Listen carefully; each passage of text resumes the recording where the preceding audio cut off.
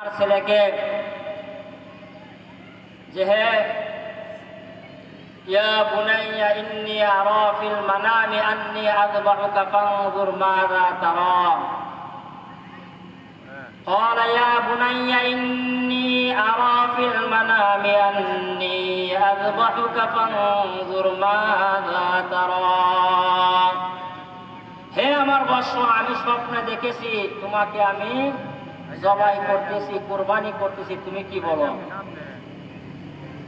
হযরত ইব্রাহিম আলাইহিস সালাম যখন বলল ইয়া বুনাইয়া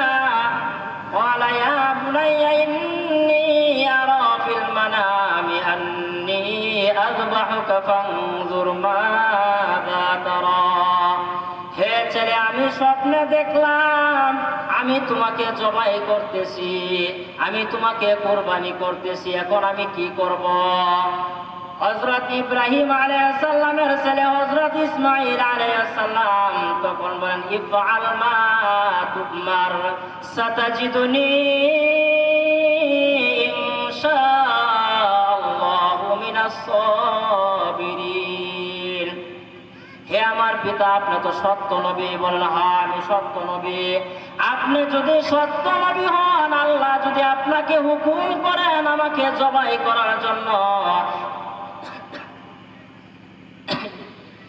ইফআল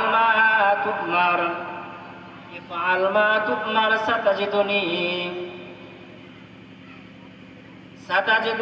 ইনশাআল্লাহু